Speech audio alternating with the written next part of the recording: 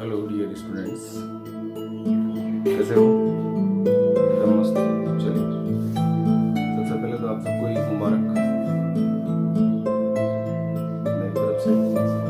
दूसरी बात, तो हम लोग करते हैं अपना डिस्कशन अब स्टार्ट। और डिस्कशन स्टार्ट करने से पहले मैं एक छोटी सी एक्सक्यूज लेना चाहूँगा आप लोगों से। और वो एक्सक्यूज़ ये है कि जो कल यानी पिछला जो वीडियो हमने बनाया था, पिछले वीडियो में हमने थाइमस ग्लैंड पढ़ी थी। क्या पढ़ी थी? थाइमस जो ग्लैंड थी उसको पढ़ा था। उस थाइमस ग्लैंड में हम लोगों ने इसकी लोकेशन देखी थी, ठीक है, इसकी पोजीशन देखी थी। और पोजीशन क्या देखा था कि ये ventral to the heart located थी बॉडी में, ठीक है। इसका जो हिंदी वर्जन था उसमें हल्का सा मिस्टेक हो गया था, उसके लिए मैं एक्सक्यूज चाहता हूँ। हिंदी वर्जन मैंने लिखा था कि ये हृदय के पृष्ठ सतह पर होती है। ऐसा नहीं है, ये हृदय के अधर सतह पर। कहाँ पर? अधर सतह पर स्थित होती है। मैंने यहाँ ब्रैकेट में आगे लिखा था, वो करेक्ट बात है, नहीं, हृदय के आगे स्थित होती है। एनसीईआरटी में कहीं ना कहीं लिखा हुआ है कि ये पृष्ठ सतह पर, जो कि गलत है। ये मेरा एक्सक्यूज था। तो आप लोग पिछले वीडियो को जब आप देखें तो उसको थोड़ा सा करेक्ट करके चले कि ये अधर सतह पर होती हैं, यानी हार्ट के आगे, डोर्सल एरोटा और हार्ट के आगे, महाधमनी के आगे स्थित होती है, यानी वेंट्रल टू द हार्ट। ये इंग्लिश वर्जन तो करेक्ट था, लेकिन हिंदी में थोड़ा सा मिस्टेक हो गया था बाई टंग। तो मैं एक्सक्यूज चाहूँगा। उसके बाद हम अपना वीडियो स्टार्ट करेंगे। और उस वीडियो को स्टार्ट करने से पहले एक छोटा सा निवेदन करना चाहता हूँ आप लोगों से कि आप लोग मेरे साथ बने रहिए। मेरे जो वीडियोस हैं उनको लाइक, शेयर और सब्सक्राइब जरूर किया करें, ताकि ये वीडियो उन लोगों के पास पहुंच जाए या उन बच्चों के पास पहुंच जाए जिनको ज़रूरत है। मैं प्रयास कर रहा हूं आपको अच्छे से अच्छा मैटर प्रोवाइड करवाने की। इसके लिए मैं आपसे आशा करता हूं कि आप इसको लाइक, शेयर और सब्सक्राइब जरूर करें और मेरे साथ जुड़े रहें। आपको हर वीडियो यहाँ पे उपलब्ध होंगे धीरे धीरे। जैसे जैसे टाइम आगे बढ़ेगा वैसे वैसे हम लोग हर नया वीडियो आपको अपलोड करवाते रहेंगे, ठीक है। तो चलिए हम लोग अपना आज का डिस्कशन स्टार्ट करते हैं। आज का डिस्कशन क्या है? वो है which is a very most important gland, pancreas. Pancreas is a versatile gland in our body. एक बहुत इंपॉर्टेंट ग्लैंड होती है और इस ग्लैंड पर हर कंपटीशन एग्जाम में क्वेश्चन आता है। हर कंपटीशन एग्जाम में इस ग्लैंड से रिलेटेड एक क्वेश्चन जरूर पूछा जाता है। तो आपको बहुत अच्छे से इसको लर्न करना है, बहुत अच्छे से समझना है, ठीक है। तो आप देखिए इधर क्या है, पेनक्रियाज की बात करते हैं हम लोग। किसकी बात करते हैं? पेनक्रियाज की बात करते हैं। पेनक्रियाज, इसको आप हिंदी में अग्नाशय कहते हैं। हिंदी में क्या कहते हैं? अग्नाशय कहते हैं, ठीक है। ये एक प्रकार की मिक्स्ड ग्लैंड है। कैसी ग्लैंड है? एक बात तो ये क्लियर करिए, ये एक प्रकार की कैसी ग्लैंड है? मिक्स्ड ग्लैंड है, ठीक है। अब इसकी पोजीशन देखिए। पोजीशन जब हम देखते हैं तो डाइजेस्टिव सिस्टम जब पढ़ते हैं हम लोग, तो डाइजेस्टिव सिस्टम के अंदर जो स्टमक होता है, स्टमक के नीचे, स्टमक जब किसमें ओपन होता है? डुओडेनम में ओपन होता है। किसमें ओपन होता है? और एक यू शेप की स्ट्रक्चर्स बनती है डुओडेनम में, और वहां यू शेप की जो स्ट्रक्चर होती है, उस यू शेप की स्ट्रक्चर के अंदर क्या होता है, यानी कि जो ग्रहणी होती है वहां पर क्या होती है? एक लीफ के जैसी स्ट्रक्चर्स आपको दिखाई देती हैं। ये जो लीफ के जैसी स्ट्रक्चर होती है ना, जो एक स्ट्रक्चर होती है, इसको आप क्या बोलते हैं? पेनक्रियाज कहते हैं। क्या कहते हैं? पेनक्रियाज कहते हैं। बात समझ में आ रही है आप लोगों को कि ये क्या है? पेनक्रियाज है। क्लियर? तो ये इसकी पोजीशन कहाँ हो गई? स्टमक के नीचे, और डुओडेनम का जो यू शेप है उसके अंदर ये धसी रहती है। और ग्रहणी में हिपेटोपेनक्रियाटिक डक्ट के द्वारा, किसके द्वारा?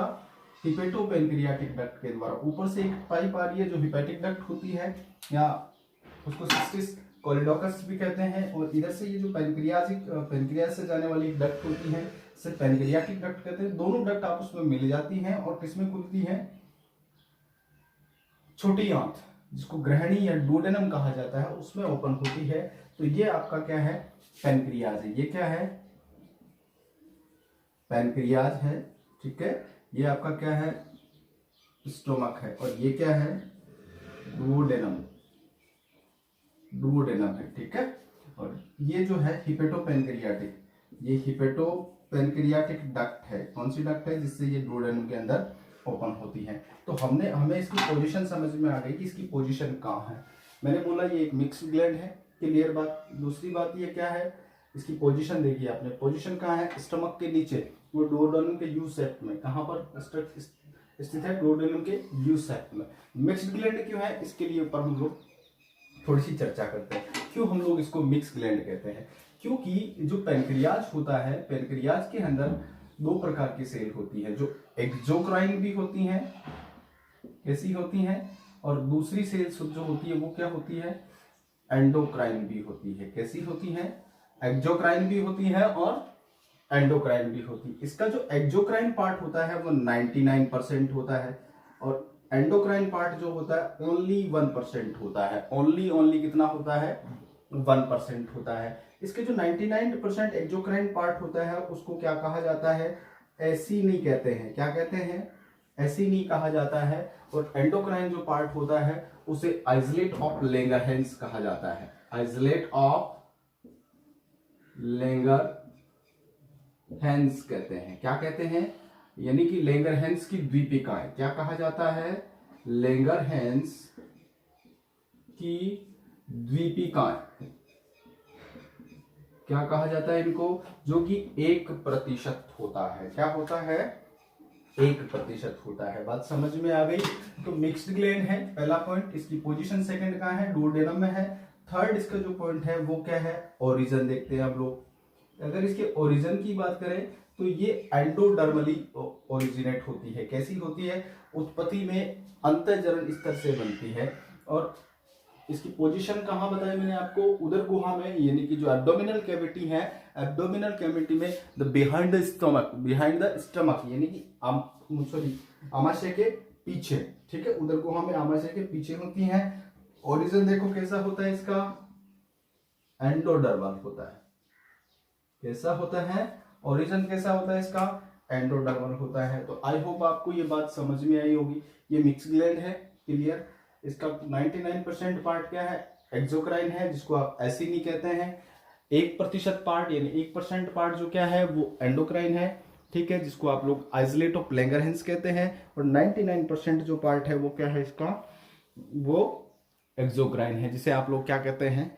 एसिनी कहते हैं। अब बात यह है कि इसके एक्सोक्राइन जो पार्ट होता है, इस एक्सोक्राइन पार्ट से डाइजेस्टिव एंजाइम का सिक्रेशन होता है। किसका सिक्रेशन होता है?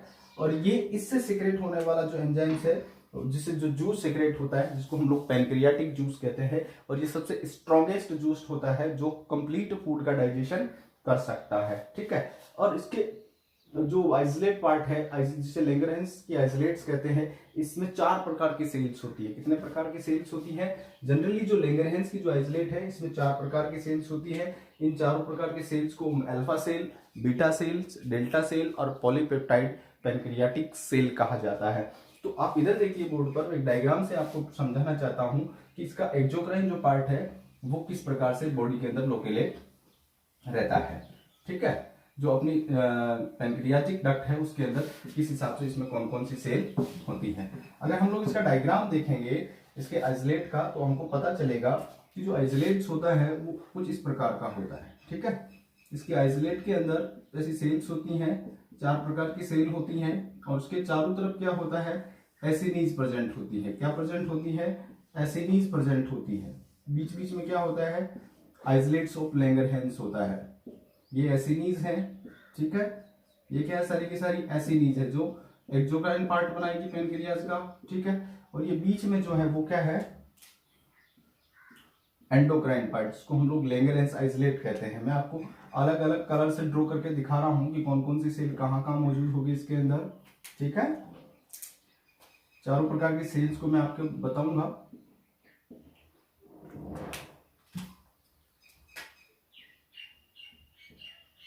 चलिए हम लोग इसको लैब भी करते हैं। तो ये जो है, ये बाहर वाली जो स्ट्रक्चर्स आपको दिख रही है, इनको आप क्या कहते हैं, एसिनी कहते हैं। क्या कहते हैं, एसिनी कहा जाता है। और ये जो अंदर वाला जो स्ट्रक्चर दिखाई दे रहा है उसको हम लोग क्या कहेंगे, लैंगरहैंस आइसोलेट। क्या कहोगे, लैंगरहैंस आइसोलेट कहोगे, जिसके अंदर ये आपकी अल्फा सेल हो गई। कौन सी सेल हो गई, ये आपकी बीटा सेल हो गई, और ये आपकी डेल्टा सेल हो गई, और ये आपकी जो बच गई पॉलीपेप्टाइड सेल हो गई। कौन सी सेल हो गई, पॉलीपेप्टाइड सेल हो गई। तो हमको ये पता चल गया कि जो लैंगरहैंस आइसोलेट है उसमें 4 प्रकार की सेल है। कितने प्रकार की सेल है, 4 प्रकार की सेल है। इसका जो एंडोक्राइन पार्ट है, इसमें जो जिसे लैंगरहैंस आइसोलेट कहते हैं, इसमें 4 प्रकार की सेल होती है। एक तो अल्फा सेल, एक बीटा सेल, एक डेल्टा सेल, एक पॉलीपेप्टाइड सेल। ये जो पॉलीपेप्टाइड सेल है वो ज्यादा इंपॉर्टेंस नहीं रखती इस लेवल पर, ये केवल आपको एकेडमिक नॉलेज के लिए मैं आपको बता रहा हूं कि इसको पैनक्रियाटिक पॉलीपेप्टाइड सेल भी कहा जाता है। ठीक है, ये पैनक्रियाटिक जो पॉलीपेप्टाइड सेल है, इसके बाद में आप बड़ी आगे की क्लासेस में आप लोग डिस्कस करेंगे। तो हम सबसे पहले बात करते हैं कि जो अल्फा सेल है, यहाँ से एक हार्मोन का सिक्रेशन होता है। इस हार्मोन को आप क्या कहते हैं, ग्लूकागोन। कौन सा हार्मोन कहते हैं, ग्लूकागोन हार्मोन कहा जाता है। और ये वाला बीटा सेल है, इनसे एक हार्मोन सिक्रेशन होता है, इसे क्या कहते हैं, इंसुलिन। और इससे क्या कहते हैं, डेल्टा सेल से सिक्रेशन होने वाले सोमेटोस्टेटिन। कौन सा हार्मोन सिक्रेट होता है, सोमेटोस्टेटिन हार्मोन का सिक्रेशन होता है। अब देखते हैं कि ये जो ग्लूकागोन हार्मोन है, इस ग्लूकागोन हार्मोन का क्या काम है। ग्लूकागोन हार्मोन क्या करता है, ब्लड के अंदर, ब्लड में ग्लूकोज का जो लेवल है उसको इंक्रीज कराता है। ब्लड में ग्लूकोज का लेवल क्या करता है, इंक्रीज करता है। इंसुलिन क्या करता है कि ब्लड में ग्लूकोज का जो लेवल है उसको क्या करता है, कम कराता है। यानी कि ये वाला जो हार्मोन है वो हाइपरग्लाइसेमिक है। कैसा है, ग्लूकागोन हार्मोन कैसा है, वो हाइपरग्लाइसेमिक है।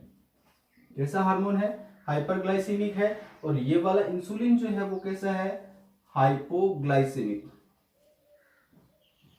कैसा हार्मोन है, हाइपोग्लाइसेमिक हार्मोन है। इसका मतलब क्या हो गया कि इंसुलिन और ग्लूकागोन जो है वो दोनों एक दूसरे के कैसे हैं, दोनों के दोनों हार्मोन जो एक दूसरे के कैसे हैं, एंटागोनिस्ट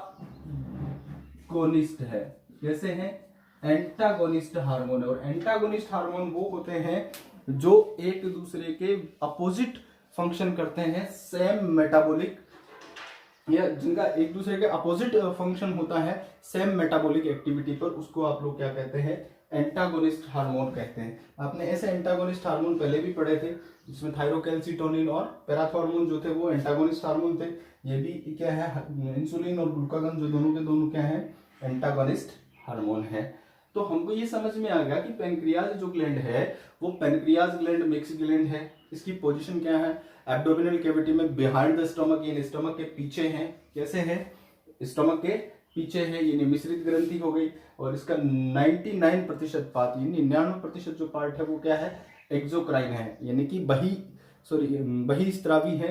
और इसका केवल ओनली 1% पार्ट जो है वो क्या है, एंडोक्राइन है, जो अंतःस्त्रावी है। कैसा है, इसके अंतःस्त्रावी पार्ट, यानी एंडोक्राइन के अंदर ये जो अंतःस्त्रावी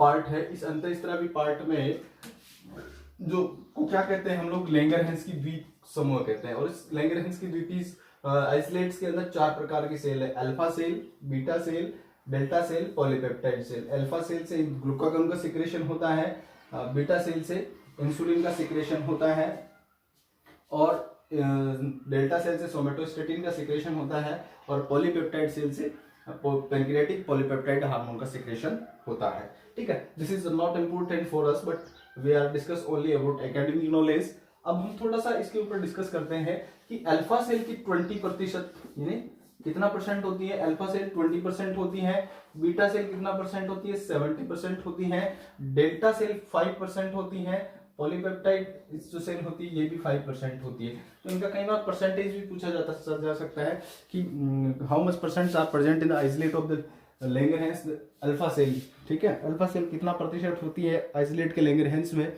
तो आप लोग क्या आंसर देंगे, 20% होंगे। कौन सा हार्मोन सिक्रेशन होता है, ग्लूकागोन हार्मोन सिक्रेशन होता है, और इंसुलिन हार्मोन का सिक्रेशन जो होता है बीटा सेल से होता है। क्लियर। अब हम बात करते हैं फंक्शन ऑफ पेनक्रियाटिक हार्मोन, इसके ऊपर बात करते हैं, फंक्शन ऑफ पेनक्रियाटिक हार्मोन के ऊपर बात करते हैं। तो अगर हम लोग इनके फंक्शंस की अगर अपन बात करेंगे तो फंक्शन क्या क्या हो सकते हैं इनका, इनके मेटाबॉलिक फंक्शंस क्या क्या होते हैं। जनरली ये इंसुलिन और ग्लूकागोन जो है मेटाबॉलिक जो एक्टिविटी है उनको रेगुलेट करने का काम करते हैं एक तरीके से, सही देखें तो इनके मेटाबॉलिक फंक्शंस क्या क्या हैं, क्या क्या ये मेटाबॉलिज्म करवाते हैं बॉडी में या कैसे स्टिमुलेट करते हैं, उसके ऊपर हम लोग डिस्कस करते हैं।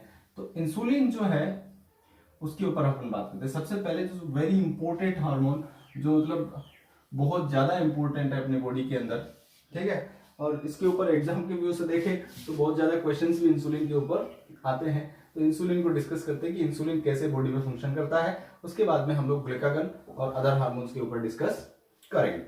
चलिए, तो इंसुलिन जो है, इंसुलिन का मतलब जो है मीनिंग होता है, इंसुलिन का मतलब क्या होता है, इनका मतलब होता है अंदर, और सुलिन का मतलब आइसोलेट। सुलिन का मतलब क्या होता है, ग्रीक वर्ड है, इनका मतलब क्या होता है, ये दो वर्ड से मिलकर बना है, आई एन इन और सुलिन, ठीक है। इनका मतलब तो होता है इनसाइड, इनसाइड का मतलब हिंदी में बोलते हैं हम लोग अंदर, और इसका मतलब होता है आइसोलेट, ठीक है, जिसको हम लोग बोलते हैं द्वीप समूह है। क्या बोलते हैं, द्वीप समूह, यानी द्वीप समूह के अंदर से सीक्रेट होता है कुछ भी, उसको आप क्या कहते हैं, इंसुलिन कहोगे। क्या कहोगे, इंसुलिन की अगर आप नेचर देखें तो ये लार्ज पॉलीपेप्टाइड हार्मोन होता है। कैसा है, एक पॉलीपेप्टाइड हार्मोन है। आपने देखा इसको पहले भी हम लोगों ने डिस्कस किया था कि लार्ज पॉलीपेप्टाइड हार्मोन होता है। इसकी जो मैच्योर स्ट्रक्चर्स होती है उसमें दो चेन होती है, यानी कि इसकी जो मैच्योर स्ट्रक्चर है उसमें दो चेन होगी, एक तो होगी अल्फा चेन, दूसरी कौन सी होगी, बीटा चेन। एक तो कौन सी चेन होगी, अल्फा चेन होगी, दूसरी कौन सी चेन होगी इसकी, बीटा चेन होगी। यानी जो इंसुलिन है, इंसुलिन की जो मैच्योर स्ट्रक्चर है उसमें दो चेन होगी, एक तो अल्फा चेन और एक कौन सी होगी, बीटा चेन होगी। अल्फा चेन के अंदर टोटल 30 एमिनो एसिड होते हैं। कितने एमिनो एसिड्स होते हैं, और बीटा चेन के अंदर कितने एमिनो एसिड होते हैं, 21 एमिनो एसिड होते हैं, ठीक है।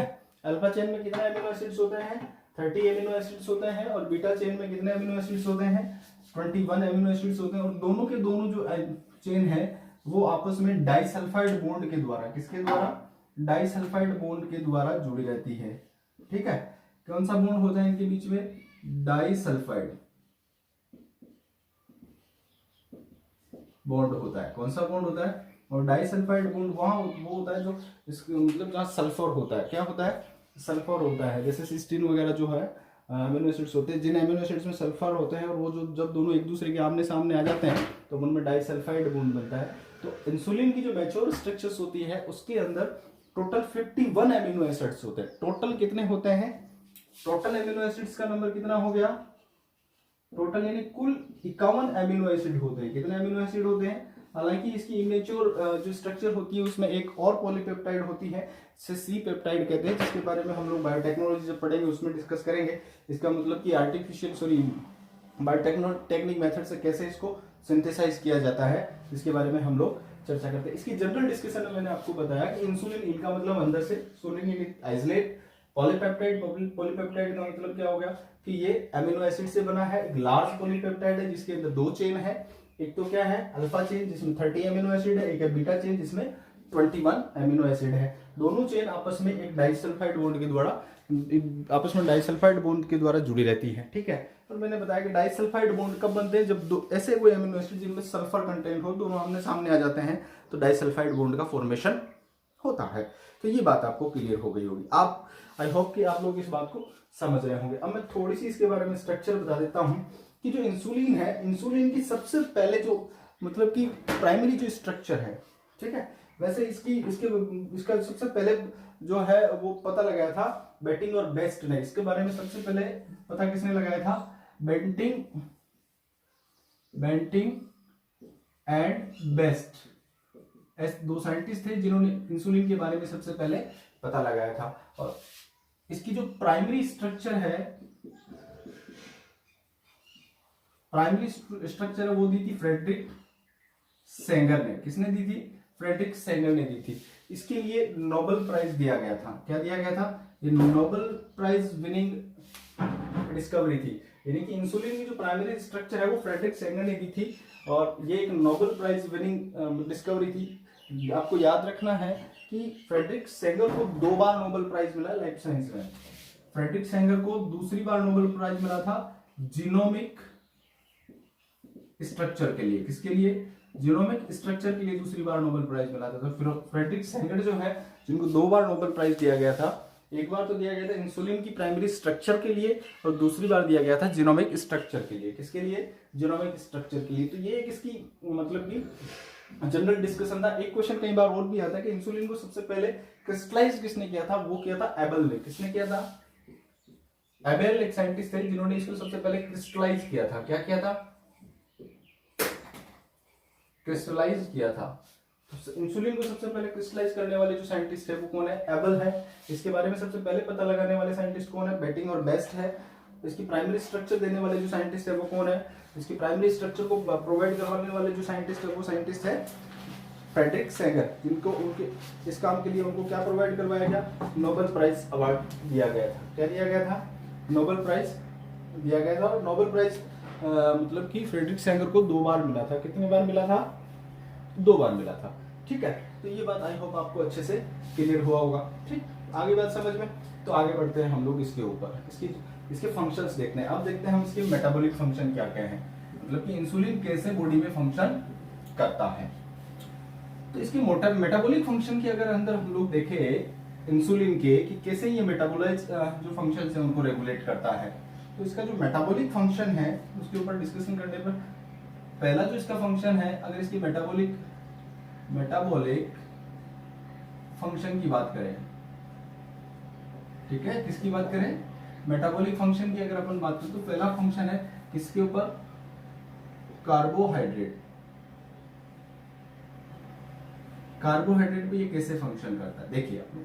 कार्बोहाइड्रेट में क्या करता है, बॉडी के अंदर जो है, जो ब्लड ग्लूकोज को सेल्स में अपटेक करवाता है, उसका यूटिलाइजेशन करवाता है और उसका क्या करवाता है? स्टोर करवाता है। जनरली देखिए आप लोग, हम लोग सीधा सीधा बोलते हैं कार्बोहाइड्रेट का कि ये जो ब्लड ग्लूकोज है, ब्लड ग्लूकोज का लेवल क्या करता है? लो करता है। ब्लड ग्लूकोज का लेवल लो करता है। तो हमारे दिमाग में क्वेश्चन अराइज होता है, हाउ, कैसे कम करता है? मतलब ब्लड ग्लूकोज को कैसे ये रेगुलेट करता है, मतलब how is to do so, कैसे मतलब ये रेगुलेट करवाएगा? तो इसके लिए क्या होगा कि ये ब्लड ग्लूकोज को क्या करवाएगा कि सेल्स के अंदर अपटेक करवाएगा। क्या करवाएगा? अपटेक करवाएगा, यूटिलाइज करवाएगा एंड क्या करवाएगा? स्टोर करवाएगा। तो इसका मेनली जो फंक्शन होता है, मेनली फंक्शन जो होता है वो एडिपोज टिश्यू और मसल्स पर होता है। जो इंसुलिन होता है, इंसुलिन जो है वो किसके ऊपर? मसल पर, muscles and adipose tissue, adipose tissue. और दूसरा कौन सा? लीवर। किसके ऊपर? लीवर पर। लीवर पर ये इनडायरेक्ट एक्ट करता है और एडिपोज टिश्यू और मसल्स पर ये कैसा करता है? डायरेक्ट एक्ट करता है। कैसे एक्ट करता है?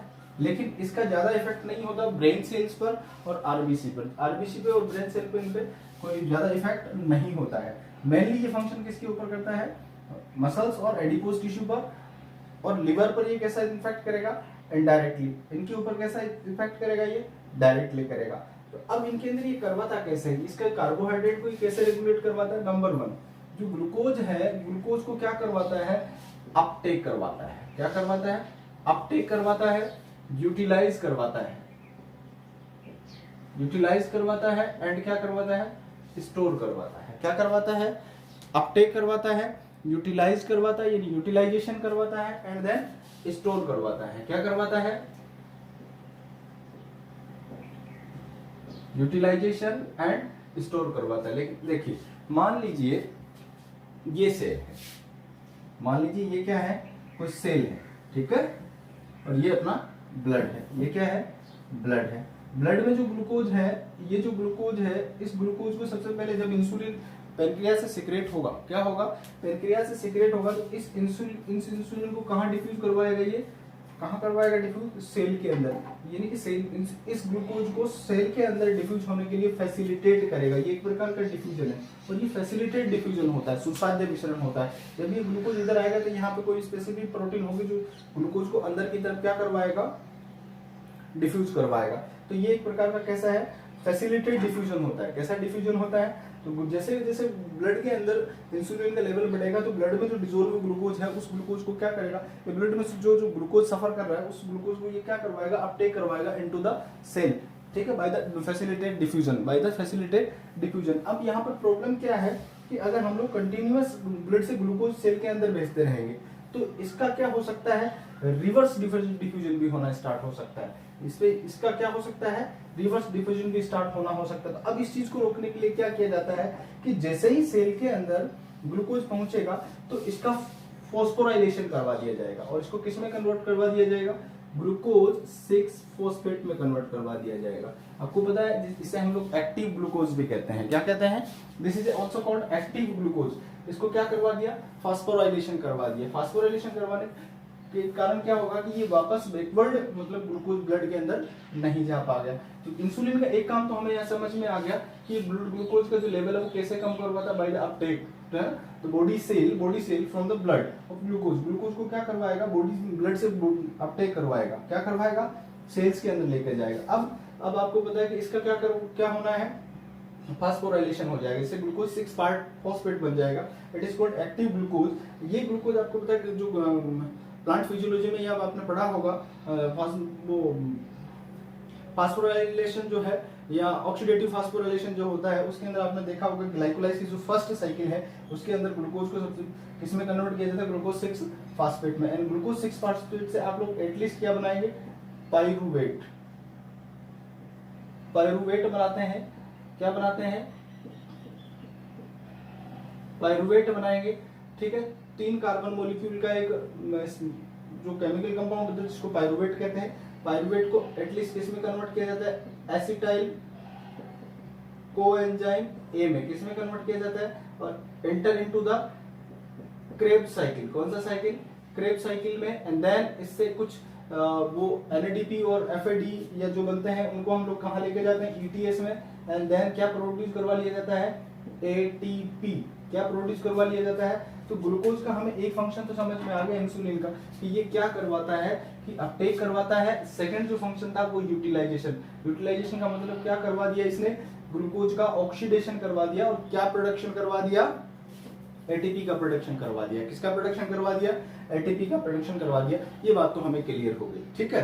ये बात जब क्लियर हो गई तो अब दूसरी बात ये है कि अपनी सेल्स कितने ATP बना सकता है, मैक्सिमम कितने ATP बना सकता है। तो सेल उतने ही ATP बना सकता है कि जितने की उसके पास ADP मौजूद हो। ये ADP का ही फास्फोराइलेशन होकर क्या बनता है, ATP। अब ADP से जितने कम हो जितने होंगे उतना ATP बना लिया। अब बाकी जो बचा हुआ ग्लूकोज है उसका क्या करें, बाकी जो ग्लूकोज बच गया अपनी बॉडी की सेल्स में उसका क्या किया जाए, ठीक है।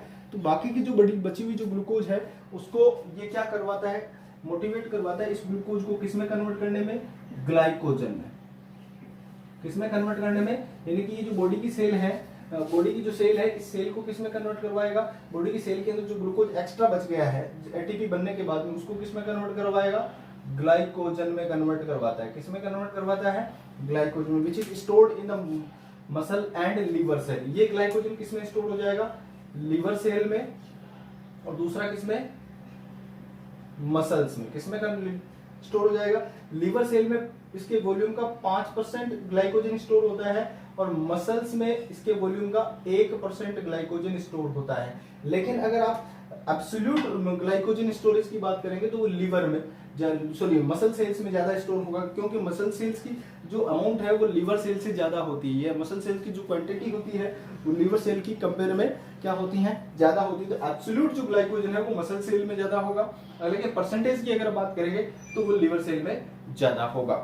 बात समझ में आ गई। तो हमें 2 काम इसके समझ में आए कि इंसुलिन कैसे ब्लड ग्लूकोज को कम करेगा, अपटेक करवाएगा, यूटिलाइज करवाएगा। तीसरा जो था वो स्टोर किसके फॉर्म में करवा रहा है, ग्लाइकोजन में करवा रहा है। अब इधर देखिए आप, अब ग्लाइकोजन बन गया, ग्लाइकोजन एक लिमिटेड क्वांटिटी में बनता है, जितना बन गया। अब तीसरा इसका जो फंक्शन है वो क्या करवाएगा ये, कि जो बचा हुआ जो ग्लूकोज है, जो ग्लूकोज बच गया, मतलब एटीपी बना लिया, एटीपी बनाने के बाद में ग्लाइकोजन में स्टोर कर लिया, और ग्लाइकोजन में स्टोर करने के बाद में क्या किया जाएगा, जो ग्लूकोज बच गया है उस ग्लूकोज का क्या किया जाएगा, ठीक है, उस ग्लूकोज को किसमें तोड़ा जाएगा, जो एक्स्ट्रा ग्लूकोज है उसको क्या किया जाएगा, जो एसिटाइल कोएंजाइम बचा है, जो एक्स्ट्रा, मतलब जब ग्लूकोज कंटिन्यूअस बॉडी के अंदर, ब्लड से सेल के अंदर आ रहा है, इसमें आ रहा है, ब्लड से अगर सेल के अंदर आ रहा है तो वो किसमें कन्वर्ट किया जाएगा, एक एम्फीबोलिक पाथवे के द्वारा। किसके द्वारा, एम्फीबोलिक पाथवे के द्वारा। आपने प्लांट फिजियोलॉजी के अंदर पढ़ा है कि एम्फीबोलिक पाथवे के द्वारा जब फैट का ऑक्सीडेशन होता है, तो फैट को, अगर हमको हमारी बॉडी को फैट से एनर्जी लेनी होती है तो कहीं ना कहीं, मतलब फैट का जब ऑक्सीडेशन होगा तो उसको कहीं ना कहीं क्रेब साइकिल के अंदर इंटर करना पड़ेगा, कहीं ना कहीं क्रेब साइकिल के अंदर इंटर करना पड़ेगा, तब जाकर वो मतलब क्या कर पाएगा, एनर्जी प्रोडक्शन कर पाएगा, जिसे हम लोग जनरली क्या कहते हैं, बीटा ऑक्सीडेशन कहते हैं। क्या कहते हैं, बीटा ऑक्सीडेशन कहते हैं। तो क्या होता है कि ये जब एक्स्ट्रा ग्लूकोज होता है, जब इसका फास्फेटिकरण के बाद में एसिटाइल को एंजाइम बनता है, इस एसिटाइल को एंजाइम से क्या बना लिया जाता है, फैटी एसिड बना लिया जाता है। क्या बना लिया जाता है, फैटी एसिड बना लेते हैं। क्या बना लेते हैं, वशीय अम्ल, फैटी एसिड बना लेते हैं। क्या बना लेते हैं, जिसको हम लोग क्या कहते हैं, वसीय अम्ल कहते हैं। क्या कहते हैं, वसीय अम्ल कहते हैं। बात समझ में आ गई। ये फैटी एसिड जो है, इनको कहां लेकर जाया जाता है, एडिपोज टिश्यू में। कहां पे ट्रेवल करवाया जाता है, एडिपोज टिश्यू में। मैं इसको थोड़ा सा इधर से रफ कर देता हूं, फिर आपको समझाता हूं। ये वाला चीज मैं रफ कर देता हूं। मैंने आपको बताया अभी कि इंसुलिन के 3 काम, कैसे ग्लूकोज को ये रेगुलेट करवाएगा। बॉडी के अंदर क्या करवाया इसने, जो इंसुलिन था उसने जो कार्बोहाइड्रेट, उसमें क्या जो ग्लूकोज जो लेवल है उसको क्या करवाया, ब्लड में कम करवाया। कैसे करवाया, इसका काम क्या था कि बाय अपटेकिंग, ठीक है। दूसरा क्या, यूटिलाइजेशन एंड स्टोर। एक फंक्शन तो ये हो गया, यानी कि अपटेक करवा लिया, यूटिलाइज करवा लिया, एटीपी बना ली, स्टोर करवा लिया, किसके फॉर्म में, ग्लाइकोजन में। अब इधर देखिए, मैं ये कह रहा हूं कि अगर मान लीजिए एक्सेस ग्लूकोज है आपकी बॉडी में, कंटिन्यूअस ब्लड से ग्लूकोज आ रहा है, ठीक है, ग्लाइकोजन बना लिया, एटीपी बना ली, जितना बनाना था। अब क्या किया जाएगा, तो तीसरा इसका जो फंक्शन होगा कि जो एक्स्ट्रा ग्लूकोज है उसको एसिटाइल कोएंजाइम ए बनाकर एक एम्फीबोलिक पाथवे के द्वारा किसमें कन्वर्ट किया जाएगा, फैटी एसिड में। किसमें, फैटी एसिड में कन्वर्ट किया जाएगा। किसमें कन्वर्ट किया जाएगा, फैटी एसिड में कन्वर्ट किया जाएगा। कि फैटी एसिड को कहां पे लेके जाया जाएगा, एडिपोज टिश्यू में। कौन से टिश्यू में, जिसको आप लोग वशीय ऊतक कहते हैं। क्या कहते हैं, वशीय ऊतक कहते हैं। वशीय ऊतक में ये जो फैटी एसिड प्लस ग्लिसरॉल है, इसको जोड़कर क्या बनाया जाएगा, ट्राइग्लिसराइड बनाया जाएगा और इसके अंदर स्टोर कर लिया जाएगा। यहां पर फैटी एसिड में एक एंजाइम होता है, क्या होता है, इस एंजाइम को कहते हैं HSL, है ना, hormone sensitive lipase. Hormone sensitive lipase नाम होता है इसका। ये एक एंजाइम है। क्या है, ये एक एंजाइम है। इसका पूरा नाम क्या होता है, हार्मोन सेंसिटिव लाइपेज एंजाइम है। इसलिए ये क्या करेगा, वसा का इस फैट का ब्रेक डाउन करेगा एडिपोज टिश्यू में। तो इंसुलिन का क्या काम है, इंसुलिन क्या करता है, इस हार्मोन सेंसिटिव जो लाइपेज होता है उसको इनहिबिट करता है। क्या करता है, इनहिबिट करता है। कौन करता है, इंसुलिन। एक फंक्शन और समझ में आ गया हमको कि इंसुलिन क्या काम करेगा, insulin inhibit the hormone sensitive lipase in adipose tissue. क्या करेगा, inhibit HSL hormone sensitive lipase in adipose tissue. तो दूसरा फंक्शन इसको हमें और क्लियर हो गया कि इसका काम क्या है, कि ये क्या करेगा, इनहिबिट करेगा हार्मोन सेंसिटिव लाइपेज को। कहां पर कम करेगा, एडिपोज टिश्यू के अंदर कम करेगा। तो ये बात हमें बहुत अच्छे से क्लियर हो गई कि इंसुलिन का क्या काम है। इंसुलिन क्या करवाता है, कार्बोहाइड्रेट के लेवल को कम करवाता है। मतलब क्या करवाता है, कार्बोहाइड्रेट के लेवल को कम करवाता है। ये हार्मोन सेंसिटिव लेवल, जो हार्मोन सेंसिटिव लाइपेज है उसको भी क्या करता है, इनहिबिट करता है। अब कोई जना या जनी जो क्या कहता है कि मैं लिपिड या मेरे खाने के अंदर फूड नहीं ले रहा हूं, फिर भी मेरा वेट बढ़ रहा है या मेरा मोटापा बढ़ रहा है, तो उसका कारण ये हो सकता है कि आपने एक्सेस मात्रा में क्या खाया हो, कार्बोहाइड्रेट खाया होगा। एक्सेस मात्रा में हम लोग कार्बोहाइड्रेट खाते हैं तो भी वो भी किसका कारण हो सकता है, मोटापे का कारण हो सकता है, क्योंकि इंसुलिन क्या करता है, एडिपोज टिश्यू में ले जाकर फैट को स्टोर करवाने का काम करता है। इंसुलिन क्या करता है, फैट को स्टोर करवाने का काम करता है। आपको मैंने एक जब शुरुआत में पिट्यूटरी ग्लैंड पढ़ाया था तो वहां पे ह्यूमन ग्रोथ हार्मोन बताया था, वहां आपने देखा था कि ह्यूमन ग्रोथ हार्मोन जो है वो किसके विरुद्ध काम कर रहा था, एंटी इंसुलिन फैक्टर की तरह भी काम कर रहा था।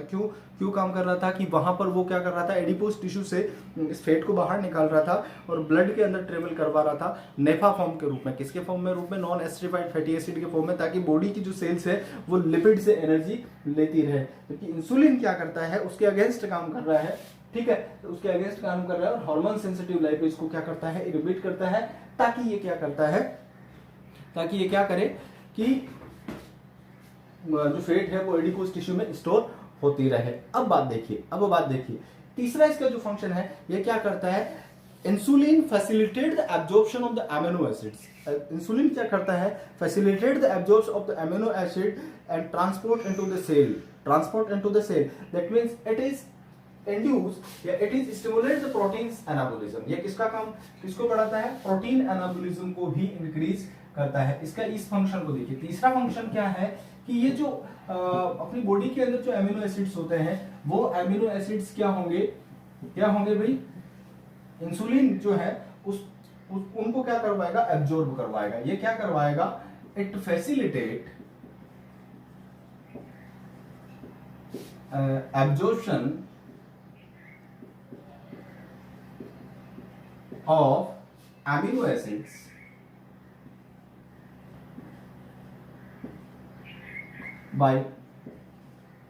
by intestine and transport into cell। ये क्या करता है, ये फैसिलिटेट करता है क्या, किसको, अमीनो एसिड्स के एब्जॉर्प्शन को, किसमें, इंटेस्टाइन में, किसके द्वारा, इंटेस्टाइन के द्वारा एब्जॉर्प्शन करने को फैसिलिटेट करता है और transported into the cell. So that's why it's induce protein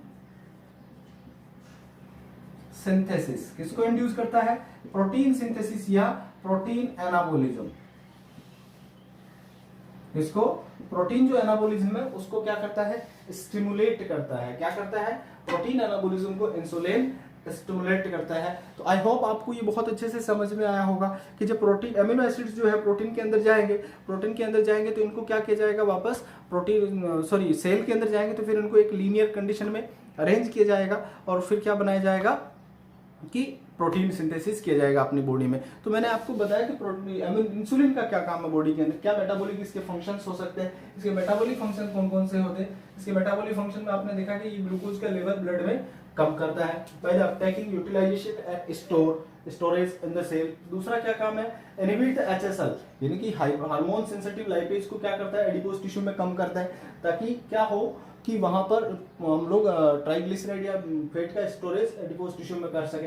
ये फैसिलिटेट करता है, क्या करता है, it facilitate the absorption of amino acids by the intestine and the transport into the cell. That's why we can say कि ये किसको, protein anabolism को भी इंड्यूस करता है। ये आपको क्लियर हो गई होगी। अब देखते हैं हम लोग इसके ऊपर कि इसकी डिसफंक्शन से क्या क्या हो सकते हैं, कि डेफिशिएंसी ऑफ इंसुलिन से क्या हो सकता है या एक्सेस अमाउंट ऑफ इंसुलिन से क्या क्या प्रॉब्लम्स आ सकती हैं।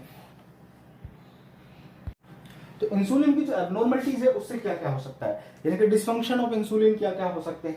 इंसुलिन की अगर हम लोग डिसफंक्शंस देखेंगे तो इसके ऊपर हम लोग थोड़ी सी चर्चा करते हैं कि क्या क्या हो सकता है। इंसुलिन की क्या मतलब डिसफंक्शंस हो सकते हैं, या तो हाइपर सिक्रेशन हो जाए, ज्यादा सिक्रेशन हो जाए, या सिक्रेशन होना ही बंद हो जाए। एक बहुत कॉमन कोज है इंसुलिन का, बहुत ही कॉमन कोज है, मतलब इंसुलिन का एक बहुत मतलब कि फ्लुएंटली हम लोग सुनते हैं हर बार।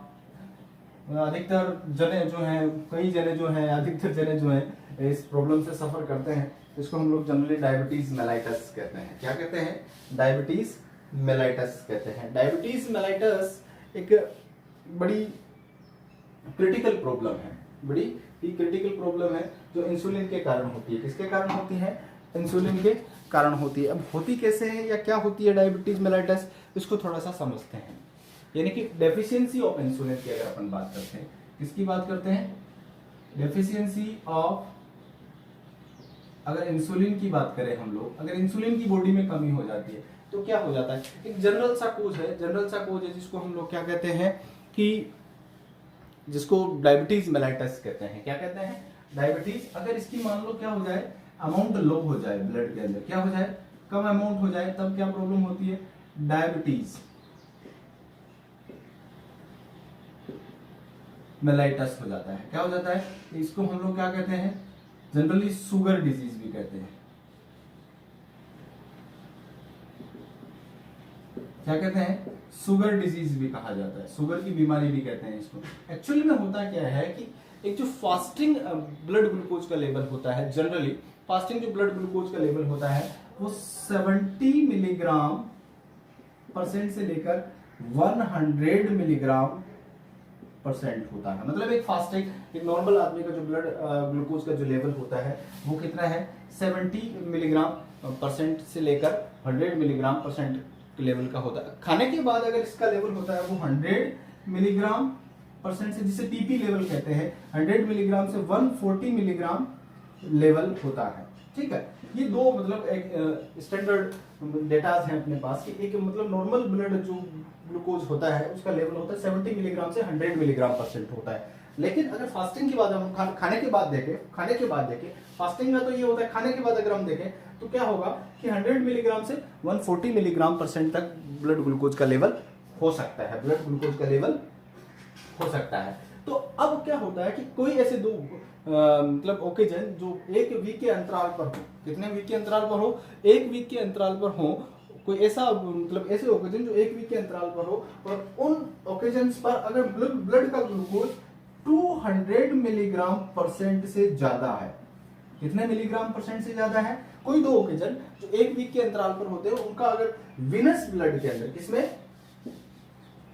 वीनस जो ब्लड होता है उस ब्लड में ग्लूकोज का जो लेवल है, वो ग्लूकोज का level is more than 200 milligram, then we can say the person suffer from diabetes mellitus. The person suffer from diabetes mellitus या deficiency of insulin. We can say deficiency of insulin. वो insulin की कमी से सफर कर रहा है। किससे सफर कर रहा है?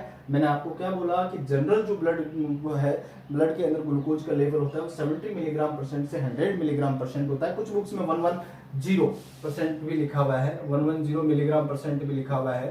ठीक है, लेकिन खाने के बाद में जो होता है, जिसे पीपी लेवल भी बोलते हैं, वो 100 मिलीग्राम परसेंट से 140 मिलीग्राम परसेंट होता है। अगर मान लीजिए कोई दो लिटरल ऑकेजन है जो 1 वीक के अंतराल पर है, और उसके बाद में अगर हम लोग मेजर करते हैं तो वीनस ब्लड में, कौन से ब्लड में? वीनस ब्लड में 200 मिलीग्राम परसेंट से ज्यादा अगर ब्लड का ग्लूकोज है तो वो पर्सन किससे सफर कर रहा होगा? वो डेफिशिएंसी ऑफ इंसुलिन से सफर कर रहा होगा। यानी कि इसकी वजह से क्या होगा, जब इंसुलिन का डेफिशिएंसी हो जाएगा बॉडी के अंदर क्या होगा? इंसुलिन का डेफिशिएंसी होगा तो ग्लूकोज का जो लेवल है वो बढ़ेगा। ब्लड ग्लूकोज का लेवल क्या होगा? ब्लड ग्लूकोज का लेवल व्यक्ति के अंदर बढ़ेगा, और ब्लड ग्लूकोज का जब लेवल बढ़ेगा, तो क्या होगा, क्या क्या प्रॉब्लम्स होगी? देखिए आप लोग, अब देखिए मैं थोड़ा सा समझाता हूँ इसको। अगर मान लीजिए ब्लड के अंदर ग्लूकोज का लेवल बढ़ गया, ये मान लीजिए ब्लड है, ठीक है, और ब्लड के अंदर ग्लूकोज का लेवल बढ़ गया। ब्लड के अंदर जब ये ग्लूकोज का लेवल बढ़ेगा तो ये क्या हो जाएगा? ब्लड के अंदर सोल्यूट का काम करेगा। ये ग्लूकोज किसका काम करेगा? सोल्यूट का काम करेगा। जिससे जब सोल्यूट ग्लूकोज का लेवल बढ़ रहा होता है, ये हाइपरटोनिक सॉल्यूशन हो गया, ब्लड कैसा हो गया? तो अब यहाँ पर ये क्या हो जाएगा? वाटर की कमी हो जाएगी। तो ये क्या करेगा? आसपास से वाटर को एब्जॉर्ब करेगा। ऐसा हो सकता है ये सेल डिहाइड्रेशन के लिए भी प्रॉब्लम कर सकता है। ये क्या करेगा? H2 को एब्जॉर्ब करेगा, यानी कि H2 सेल से निकल कर कहाँ आएगा, है ना, आर्टरी या विनस में आएगा। किस में आएगा? मेनली विनस में आएगा। तो क्या होगा? सेल, कई बार क्या हो जाता है कि सीवियर कंडीशन में ये सेल डिहाइड्रेशन का कारण भी बन जाता है। किसका कारण बन जाता है? सेल डिहाइड्रेशन का कारण भी बन जाता है। तो अब क्या हो गया? डिहाइड्रेशन हो जाएगा। क्या हो जाएगा? डिहाइड्रेशन होगा, यानी ब्लड के अंदर ग्लूकोज का लेवल बढ़ा, तो ब्लड कैसा हो गया? हाइपरटोनिक सॉल्यूशन बन रहा है। कैसा सॉल्यूशन बन रहा है? जिसकी वजह से क्या होगा कि डिहाइड्रेशन स्टार्ट हो जाएगा। क्या हो जाएगा? जब डिहाइड्रेशन स्टार्ट होगा तो व्यक्ति का उस पर्सन का क्या होगा कि जो थ्रस्ट रिसेप्टर है, कौन से रिसेप्टर? जो थ्रस्ट रिसेप्टर है,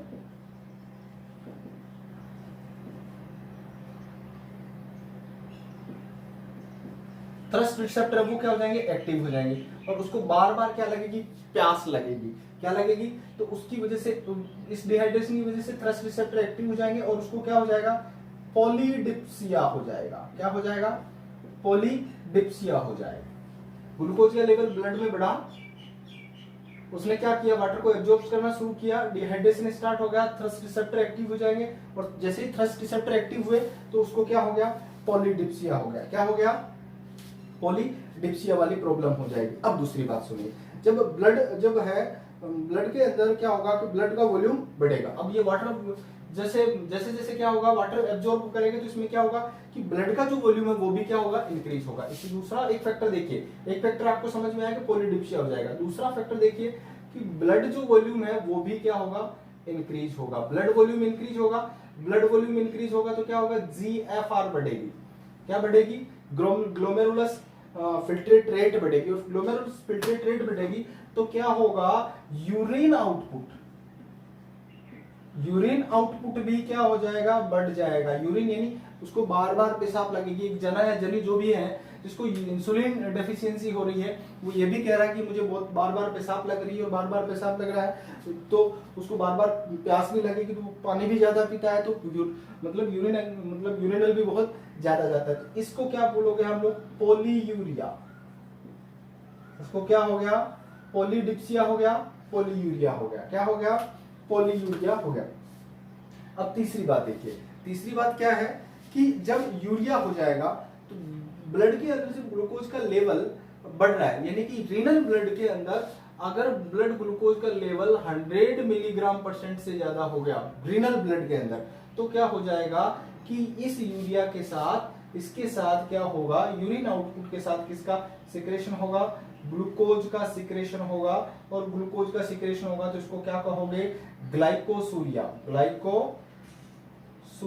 तो तीन चीजें तो हमने देख ली कि क्या कंडीशन हो सकती है, इंसुलिन डेफिशिएंसी से ग्लूकोज का लेवल बढ़ गया, जिसे हम लोग डायबिटीज मेलाइटस कहते हैं जनरली, और ऐसी क्रिटिकल कंडीशंस में क्या हो सकती हैं कि person suffer from polydipsia, person suffer from polyuria, और तीसरा जो मेजर सिम्टम सामने आ रहा है वो क्या है, ग्लाइकोसूरिया है। क्या है, ग्लाइकोसूरिया है। आगे मेरी बात समझ में। अब देखिए, व्यक्ति जब बार बार टॉयलेट जाएगा, पेशाब जाएगा, तो उसके अंदर वीकनेस भी आएगी, ठीक है, जिसको क्या कहेंगे, एस्थेनिया कहेंगे। क्या कहेंगे, उसको कमजोरी भी होगी। क्या होगी, कमजोरी भी होगी। क्या होगी, उस व्यक्ति को क्या हो जाएगी, एस्थेनिया भी हो जाएगा, या एस्थेनिया का मतलब होता है कमजोरी भी होगी उसको। क्या होगी, तो चार सिम्टम्स हैं इसके, एक तो है polyuria, polydipsia, glycosuria and asthenia.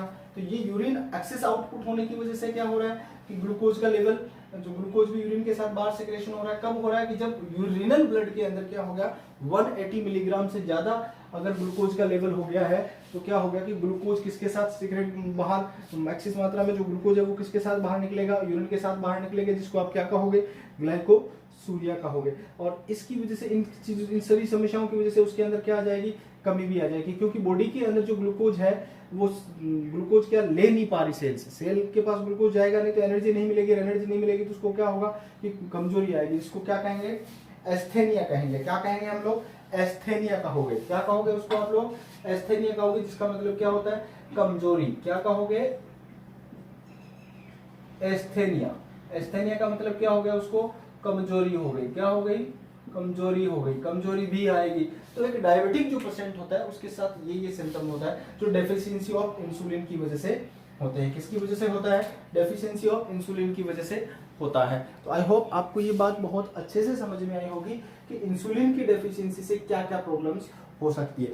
एक प्रॉब्लम्स और है, देखिए आप लोग, और कौन सी प्रॉब्लम है ये, हालांकि इतनी ज्यादा क्रिटिकल प्रॉब्लम नहीं है, इसके अलावा एक बहुत खतरनाक प्रॉब्लम होती है जो बहुत ज्यादा खतरनाक होती है और वो डेथ का कारण भी बन सकती है। हालांकि ये प्रॉब्लम भी मैं ये नहीं कह रहा कि कम खतरनाक है, ये खतरनाक नहीं है बहुत, ये भी ले दीजिए, लेकिन वो इससे भी ज्यादा खतरनाक प्रॉब्लम है जब अगर इंसुलिन की डेफिशिएंसी हो जाती है बॉडी के अंदर। अगर इंसुलिन की डेफिशिएंसी हो जाती है तब क्या होगा, अगर बॉडी के अंदर मान लीजिए इंसुलिन ब्लड के अंदर नहीं आ रहा, सिक्रेट नहीं हो रहा, जब सिक्रेट नहीं हो रहा तो इंसुलिन का एक काम आपने देखा था कि ये हार्मोन सेंसिटिव जो लाइपेज होता है उसको इनहिबिट करता है, और ये क्या करता है कि फैट को स्टोर करवाता है, किसके अंदर, एडिपोज टिश्यू में। किसमें, एडिपोज टिश्यू के अंदर फैट को स्टोर करवाता है ना, हमने ये देखा था। तो अब इंसुलिन की क्या हो गई, डेफिशिएंसी हो गई। तो HSL जो एंजाइम होता है, हार्मोन सेंसिटिव जो एंजाइम, सेंसिटिव लाइपेज जो एंजाइम होता है, वो क्या करेगा, वो एक्टिव हो जाएगा। यानी कि जो स्टोर्ड फैट है, स्टोर्ड फैट है, यहां देखिए आप लोग, इंसुलिन की डेफिशिएंसी है और जो स्टोर फैट है, इस फैट के ऊपर क्या एक्शन होगा, जो HSL है यानी कि हार्मोन सेंसिटिव जो लाइपेज है, ये लाइपेज क्या हो गया, एक्टिव हो जाएगा। क्या हो जाएगा, एक्टिव हो जाएगा और एक्ट ऑन द फैट। ठीक है, फैट के ऊपर एक्ट करेगा, इसके ऊपर एक्ट करेगा, ये act on the stored fat and fat is break down into the, किसमें, फैटी एसिड में। किसमें, फैटी एसिड में जाएगा। किसमें टूटेगा, फैटी एसिड में टूटेगा। किसमें टूटेगा भाई, फैटी एसिड में टूटेगा। और ये फैटी एसिड कहां जाएगा, लीवर में जाएगा। कहां जाएगा, लीवर में जाएगा। लीवर में जाने के बाद में ये किसमें कन्वर्ट होगा, कोलेस्ट्रॉल, ट्राइग्लिसराइड। किसमें कन्वर्ट हो जाएगा, कोलेस्ट्रॉल एंड ट्राइग्लिसराइड। कोलेस्ट्रॉल और ट्राइग्लिसराइड में कन्वर्ट होने के बाद में ये कहां पहुंचेगा, ब्लड में पहुंचेगा। और ब्लड में जाकर क्या करेगा, ये आर्टरी वगैरह के अंदर जाकर धीरे धीरे डिपॉजिट होने लग जाएगा। इसको हम लोग क्या कहेंगे, एथेरोस्क्लेरोसिस। एथेरोस्क्लेरोसिस कहेंगे। क्या कहेंगे, एथेरोस्क्लेरोसिस, वेरी डेंजरियस प्रॉब्लम। ये एक बहुत बड़ी एथेरोस्क्लेरोसिस जो है बहुत ही डेंजरियस प्रॉब्लम हो। इसमें क्या होता है, कार्डियोवैस्कुलर स्ट्रोक आ सकता है। कार्डियोवैस्कुलर स्ट्रोक जो है, कार्डियोवैस्कुलर स्ट्रोक हो सकता है, इसमें डेथ हो सकती है। इसके अलावा क्या हो सकती है, कार्डियो आर्टरी डिजीज हो सकती है। ठीक है, कार्डियक आर्टरी जो डिजीज होती है वो भी हो सकती है। तो ये एक बहुत बड़ी कार्डियोवैस्कुलर डिजीज भी हो सकती है, कार्डियक आर्टरी डिजीज भी हो सकती है। ये एक प्रॉब्लम हो सकती है। कारण क्या होता है कि स्टोर्ड फैट है वो टूट जाएगा, किसमें, फैटी एसिड में, और लीवर में जाकर वो कन्वर्ट किसमें हो जाएगा, ट्राइग्लिसराइड और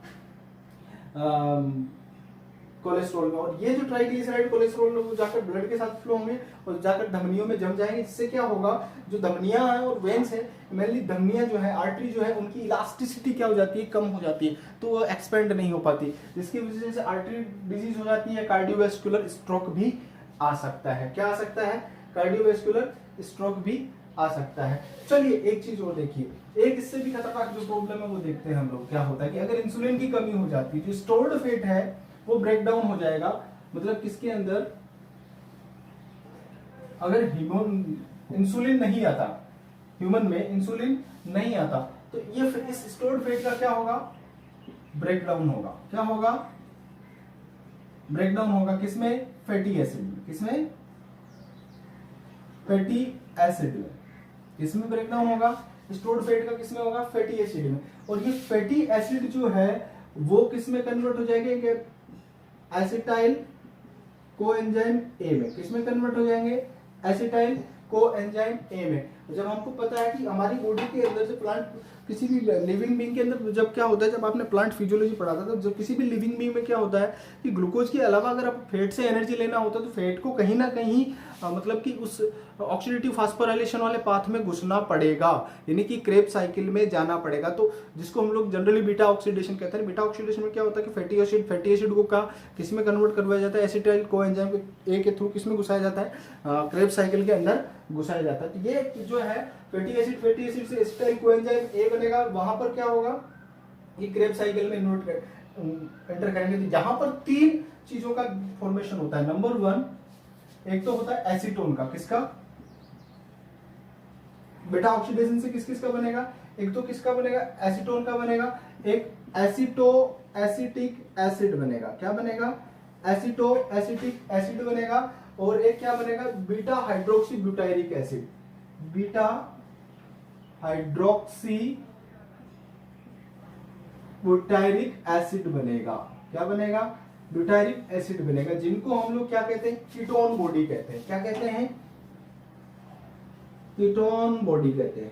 क्या कहते हैं हम लोग इनको, कीटोन बॉडी कहा जाता है। अब ये कीटोन बॉडी किसके साथ यूरिन के साथ बाहर एक्सक्रीट होते हैं। किसके साथ, यूरिन के साथ बाहर एक्सक्रीट होते हैं। तब इसको क्या कहोगे, कीटोनूरिया। क्या कहोगे, कीटोनूरिया, एक और मेजर प्रॉब्लम इंसुलिन की डेफिशिएंसी से कीटोनूरिया हो जाता है। क्या हो जाता है? और ये क्या हो सकता है, इसकी वजह से क्या हो जाता है? मेटाबॉलिक एसिडोसिस भी हो जाता है। क्या हो जाता है? मेटाबॉलिक एसिडोसिस भी हो सकता है इन कीटोन बॉडी के कारण। तो इंसुलिन डेफिशिएंसी की वजह से क्या हुआ कि ये दो प्रॉब्लम हो गई। क्या हो गई? दो प्रॉब्लम हो गई। जो दो तीन प्रॉब्लम जो मैंने आपको बताई है इंसुलिन की डेफिशिएंसी की वजह से हो रही है। आई होप ये आपको अच्छे से समझ में आई होगी। अगर कोई क्वेरीज होती है तो प्लीज रिप्लाई जरूर किया करें। अब देखते हैं हम लोग इसकी जो डायबिटीज होती है वो दो टाइप्स की होती है। डायबिटीज कौन कौन सी होती है? एक तो होती है डायबिटीज टाइप फर्स्ट, एक होती है डायबिटीज टाइप सेकंड। दो टाइप की डायबिटीज होती है। नंबर 1 टाइप 1 और टाइप 2। डायबिटीज जो है वो कितने टाइप की होती है? टाइप 1 डायबिटीज जो है, डायबिटीज जो मेलाइटस है वो कितने टाइप की है? दो टाइप की। एक तो है आपके टाइप 1 और एक है type second. Type first and type second. ये फर्स्ट जो होती है वो क्या होती है? इंसुलिन डिपेंडेंट नहीं होती। ये क्या होती है? इंसुलिन डिपेंडेंट होती है। दूसरी वाली क्या होती है? नॉन इंसुलिन डिपेंडेंट होती है। फर्स्ट जो होती है इंसुलिन डिपेंडेंट डायबिटीज मेलाइटस।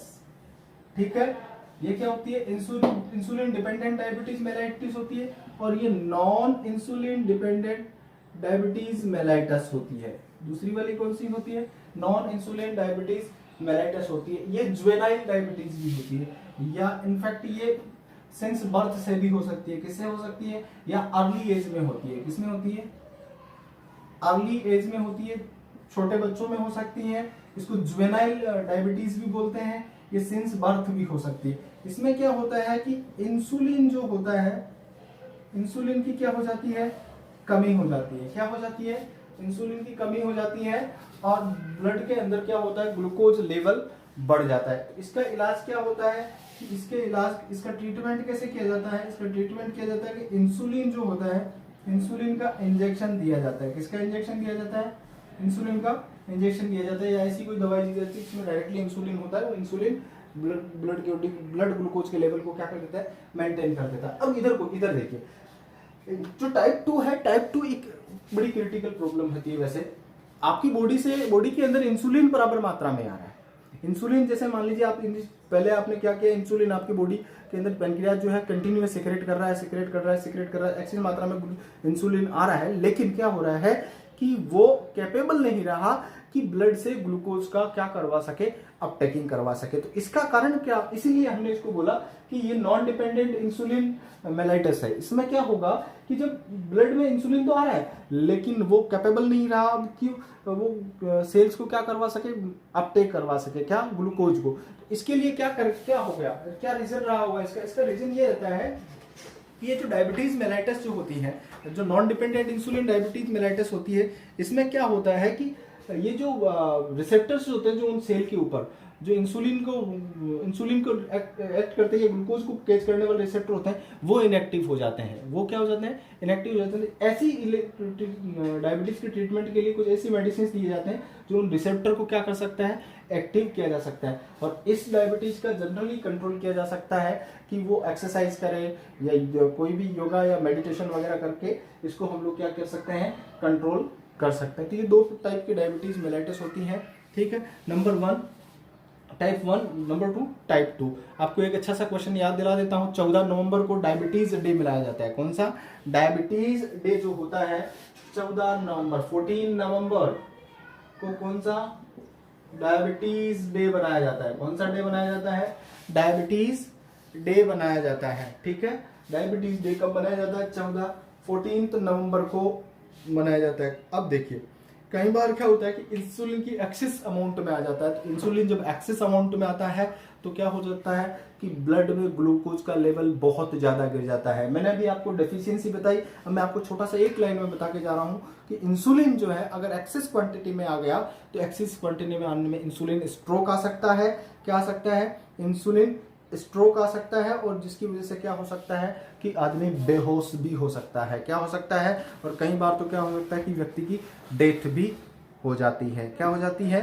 व्यक्ति की डेथ भी हो जाती है। अब देखिए, आपको इंसुलिन मैंने बहुत अच्छे से बता दिया है, आई होप कि आपको समझ में आया होगा।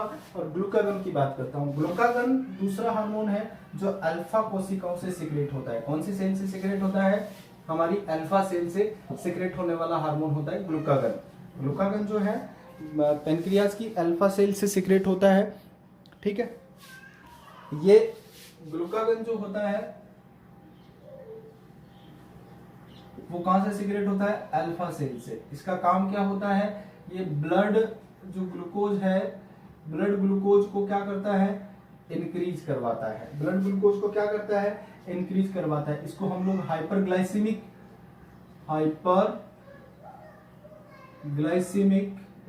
हार्मोन भी कहते हैं। क्या कहते हैं? हाइपरग्लाइसीमिक हार्मोन भी कहते हैं। ग्लूकागोन जो है वो कैसे कराएगा?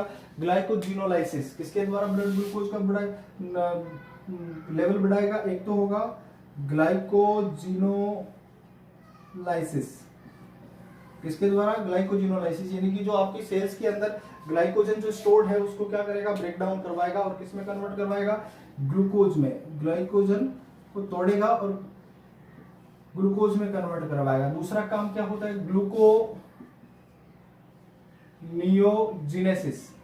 कई बार हम लोगों ने पढ़ा है इसके बारे में और डिस्कस भी किया है। ग्लूकोनियोजिनेसिस यानी कि जब अब ग्लूकोज का फॉर्मेशन मतलब कि कार्बोहाइड्रेट सब्सटेंस के अलावा एमिनो एसिड या फैटी एसिड से होता है, अदर एसिड मटेरियल से होता है, इस कहते हैं। क्या कहते हैं? ग्लूकोनियोजिनेसिस कहते हैं। और इससे क्या होता है कि ब्लड का ग्लूकोज का लेवल क्या हो जाता है? ग्लूकोज का लेवल ब्लड के अंदर बढ़ा देता है। इसमें भी दो तरीके से क्या करता है? ब्लड के अंदर ग्लूकोज का लेवल बढ़ाता है। एक तो ग्लाइकोजिनोलाइसिस को इंड्यूस करके और एक ग्लूकोनियोजिनेसिस को क्या करके? इंड्यूस करके किया जाता है? बढ़ाया जाता है। अब बात करते हैं हम लोग इंसुलिन और ग्लूकागोन के रेगुलेशन की। मैं आपको बता दूं एक शॉर्ट लाइन में कि इंसुलिन का जो सिक्रेशन है वो ब्लड में ग्लूकोज के लेवल पर डिपेंड करता है। अगर ब्लड में ग्लूकोज का लेवल ज्यादा हो गया तो इंसुलिन का सिक्रेशन करना स्टार्ट कर देगी पॉलीपेप्टाइड से बीटा सेल्स। अगर लेवल कम है तो इंसुलिन का सिक्रेशन रुक जाएगा। इंसुलिन का सिक्रेशन क्या हो जाएगा? रुक जाता है। तो इनका सिक्रेशन जो है वो ब्लड में ग्लूकोज के लेवल के ऊपर डिपेंड करता है। आई होप आपको ये जो चैनल है, ये आज का जो डिस्कशन है वो समझ में आया होगा। तो मैं अब आशा करता हूँ कि आप लोग को अच्छे से समझ में आया होगा। अगर कोई क्वेरीज होती हैं तो आप जरूर मुझे सेंड करिएगा। जो भी है आप कमेंट में लिख सकते हैं, मुझे रिप्लाई कर सकते हैं। थैंक यू, बहुत बहुत धन्यवाद। मैं एक बार और निवेदन करना चाहूँगा आप लोगों से, प्लीज़ ये चैनल सब्सक्राइब करें और उन बच्चों तक पहुँचाएं जिनको रिक्वायर्ड है कि वो जो पढ़ना चाहते हैं और उनको पहुँच सके और उनके मैं हो सकता है कि कुछ उन्हें मैं एजुकेशन प्रोवाइड करवा सकूँ। धन्यवाद।